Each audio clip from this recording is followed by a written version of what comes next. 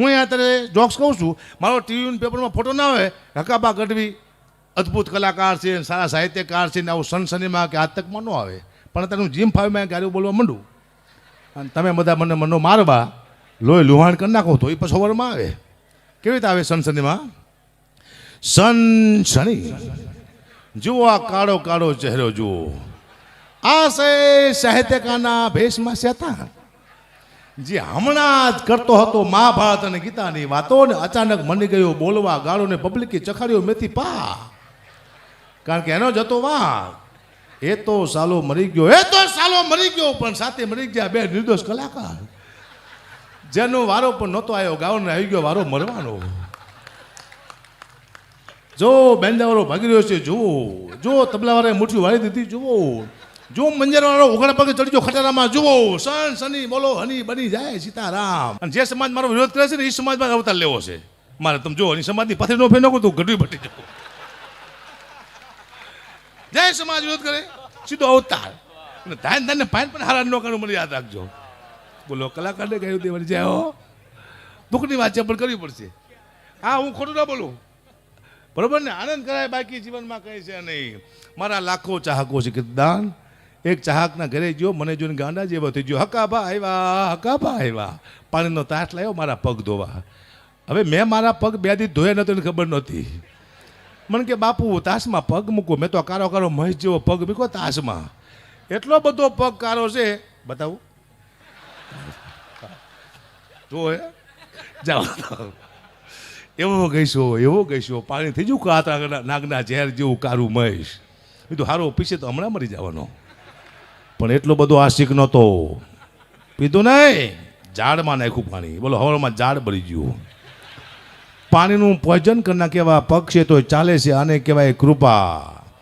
તમને કાંઈ ન આવડતું હોય જ્યારે તમારું ચાલવા મળે તમારે એમ નહીં માનવાનું મને કંઈક આવડે છે.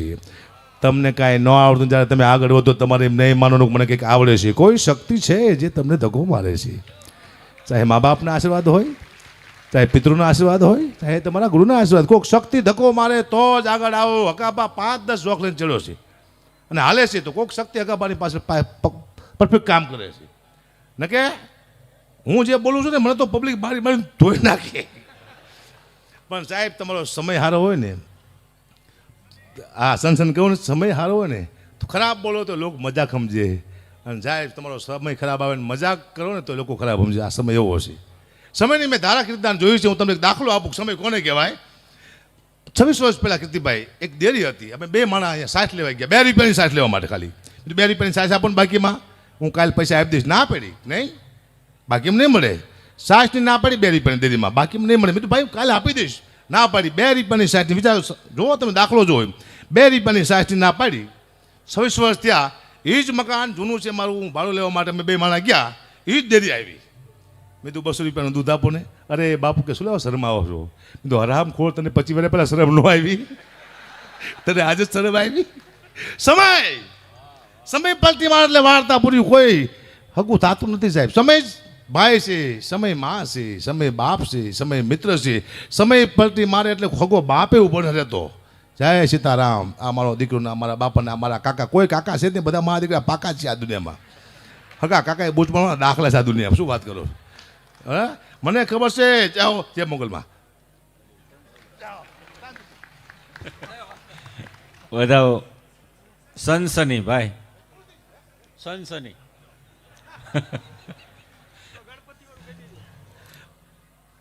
કાકા જાજે હું ટાઈમનો બહુ પાકો માનો, કારણ કે મને ખબર છે અત્યારે આવ્યા ભેગો મને મૂકી દીધો અહીંયા. એને ખબર હતી કીધી કે આ માણસ બિલકુલ સમય વેડપશે નહીં. જો મિત્ર કોને કહેવાય કે આવું મોટું આયોજન કીર્તન ઘરે કર્યું છે, હું અહીંયા આવ્યો તો મારે હેરાન ન કરવાનું કે મારી રહેવાની સગવડતા કરો. જે સગવડતા પોતે પોતાની કરી નાખે ને મિત્ર કહેવાય રહેવાની. હા કીધી બધી ઘણા કામ છે આપણે અહીંયા પડ્યા રે. એ ગાડી લેવા મોકલું, હાલાવો ને. હા સનસની કહી દઉં. હમણાં કીર્તિભાઈ મને કીધું તો અમે જતા હતા 2 જણા, તો કે તું સ્ટાફમાંથી જા, ટોલ ટેક્સ આવે.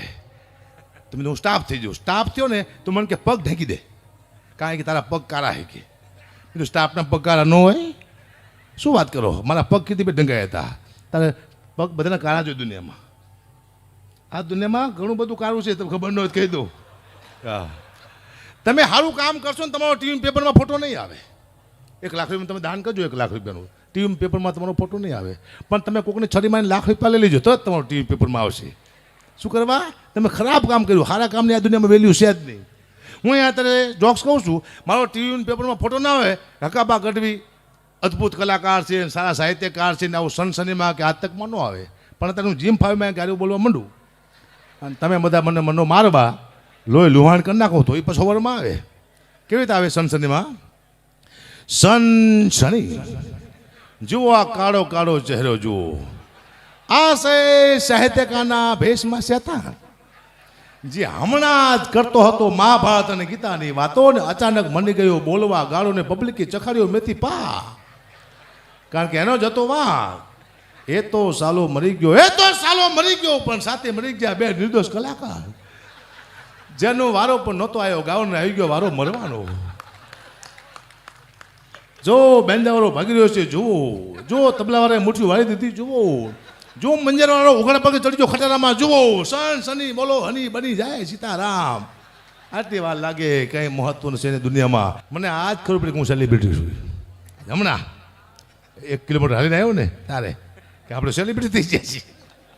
માંડ પૂછો કાઢલે જ બધું ખબર ન પડે બીજા. મારો વિષય આશય છે, મજા આવી જાય તમને. ફટાફટ કરી દઉં. 10 મિનિટ કીધી છે ને આપણે 9 મિનિટમાં પૂરું કરશું. શું કરવા? જે માણસને પોતાની વાણીની કિંમત નથી ને માણસ ક્યાંય હાલતો નથી દુનિયામાં. તમારા શબ્દની કિંમત હોવી જોઈએ. 5 દિન મૂકી દો, મજા આવે એટલે. કીધું ભાઈ બહુ હમણાંથી મારા જીવનમાં એવા પ્રસંગ બને છે ખબર ન પડતી શું થવા બેઠું છે. મારા મામા નાનો હતો ત્યારે હું થોડોક લોટકો હતો. મને કહેતા આવ ઝાંખી આવ, મારો ઝાંખી આવ્યો, મારો હાવજ આવ્યો. હા એટલે રાજી થતો. મને કંઈક બોડીગાર્ડ કહે છે. કીધું ભાઈ રાજી થતો, મને બોડીગાર્ડ કહે છે. હમણાં 6 મહિના પહેલાં જો ને મને કહે આવ ઝાંખી આવ, મારો ઝાંખી આવ્યો, મારો ઝાંખી આવ્યો. હમણાં 15 દી પહેલાં મેં કાગવાણીના બીજા ભાગમાં વાંચ્યું. ઝાંખી એટલે રાક્ષસ થાય. મારા મામા મને છેલ્લા 52 વર્ષથી રાક્ષસ કે બોલો. મને તો આજ ખબર પડી. વિકેટ લાગે ને કોણ કોને શું કે ખબર નથી પડતી. જાઓ દુઃખની વાત છે પણ કરવી પડશે. આનંદ કરો, બાકી જીવનમાં કંઈ છે નહીં. મને ઈચ્છા ખરી આ શિવરાજના મેળામાં બીજી વાર આવ્યો હું અને હવે હક છે મને અહીં આવવાનો, કારણ કે બરાબર છે એમે શું કરવા. અહીંયા ક્યારે કયો સંત આપણને મળી જાય છે ને ક્યારે કોની દ્રષ્ટિ આપણી માથે પડી જાય ખબર નથી. ક્યારે આપણો બેડો પાર થઈ જાય. કોક તો અહીંયા ક્યાંય ને ક્યાંય ભેગું થઈ જાય પાકા પાયે. ક્યાંક ને ક્યાંક છે કોઈ સાધુ સંત મળી જાય હોય 100% એમ. અને મને તો લગભગ ગયા વખતે જ મળી જાય લાગે. નકર અત્યારે મને કોઈ મારી નાખ્યું હોય. મને ઘણી વાતો કરી પણ 5 મિનિટમાં પૂરી કરાવું, 10 મિનિટમાં. તમે જો ના કરતો ફટાફટ જાઓ. 50 વર્ષ પહેલાં કીર્તિભાઈ એમ કહેતા કે મોબાઈલ આવશે એમાં તમે અમેરિકા વિડીયો કોલમાં વાત કરશો. તો લોકો માનવા તૈયાર નહોતા કે બને જ નહીં. ના આવ્યો આપણે અમેરિકા વિડીયો કોલમાં અત્યારે વાત કરીશું. પણ હજી તમે 50 વર્ષ જાઓ દો, હજી એવો મોબાઈલ આવશે કે તમે આવો ટેબ્લેટ મોબાઈલ હશે એમાં તમે અમેરિકા વાત કરતા હશો. પૂછશો શું ખાસ કે ટોપરા પાક મને આપને બક્સાનો બારો આવશે. તમે નહીં માનો. શું લેવા? તમે 50 વર્ષ પહેલાં નહોતો માનતા. આ દુનિયા માનતી નથી, થાય ત્યારે જ માને. પછી પૂછે શું કરે કે પીવા બેઠો છું, આપને બક્સાનો ગ્લાસ બહાર કટ કરજો. આ દુનિયામાં બધું થવાનું છે. મેં હમણાં જાહેરાત કરી કે હું 30માં પ્રોગ્રામ મૂકી દેવાનો છું. શું કરવા? 30માં પ્રોગ્રામ હું બંધ કરવાનો છું. કારણ કે 31માં આમ થાય બંધ થઈ જવાના. એનો તમને દાખલો આપું. એઆઈ આવી ગયો છે. એઆઈ 4 વર્ષ પછી એટલો ખતરનાક એઆઈ બનવાનો છે કે મારા જેવો જ એક રોબોટ આવશે અને મારા જેવું જ મારો દીકરો બોલશે અને ખાલી 25 રૂપિયા લઈશ તમારી પાસેથી. તો તમે મને બોલો છો રોબોટને બોલાવશો. આટલા બધા કલાકાર જુઓ તો ખરા. કોઈ 5 લાખ કે કોઈ 10 લાખ કે. અહીંયા લાખ નહીં, અહીંયા બધો ખાક છે. આ સ્ટેજ છે લાખ નહીં ખાક. કોઈ પૂછે જ નહીં. બસ અહીંયા પોતાની વાણી 2 શબ્દો બોલી અને ખુશ થાય સુંદરથી. આ મુદ્દો છે કે અમારા ભાવ તમને હાંભળ્યા કોઈ દિવસ? અમારા ભાવ કેવા છે ખબર છે? તમે 4 જાફરાબાદની ભેંસ લાવો ને 1 કલાક લાવો હરખું થાય. તો ભેંસ લાવી કે કલાક લાવો તમે નક્કી કરી લો. બહુ મોંઘા છે હવે, ખતરનાક છે. જો હા આનંદ કરો, બાકી જીવનમાં કહે છે નહીં. હવે તો ઘણા એમ કહે છે કે કલાકાર સત્ય નથી બોલતા. બોલી છે સત્ય, બોલવું છે પણ ક્યાં બોલું? સમાજ મારવા ફરે. સત્ય બોલું સમાજ મારવા પડશે. ક્યાં બોલવું? કલાકાર છે ને આ દુનિયાને કંઈક દેવા આવ્યો છે, સંસ્કૃતિને સાચવવા માટે આવ્યો છે. જેથી કલાકાર આ સ્ટેજ માથે નહીં હોય તેથી સંસ્કૃતિનો નાશ થઈ જાય છે. રામનું નામ કોણ લેશે? કૃષ્ણને કોણ યાદ કરશે? રાણા પ્રતાપ, શિવાજી, મહારાણા પ્રતાપને યાદ કોણ સ્ટેજ માથે જ કરશે? જે કલાકારને પાડવાની છે કે અદ્ભુત ધારણા હાલી રહી છે, હું જોઉં છું મારા દીકરા ગમે ગયા સુધી જાય બોલો સ્ટેજ માથે કલાકારને.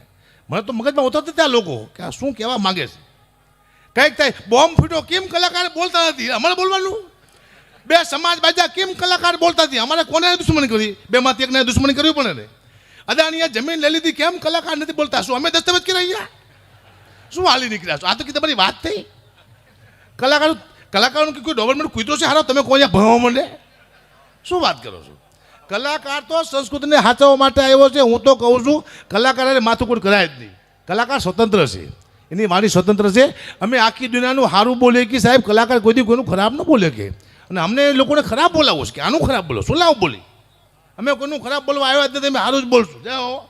અને મારા જોક્સમાં મેસેજ હોય, તમે જોજો. આલતું પાલતું મારા જોક્સ હોતા નથી. આ જોક્સ મેં ઘણી વાર કીધું છે, પણ છતાં તમને મજા આવશે, આવશે જ તે.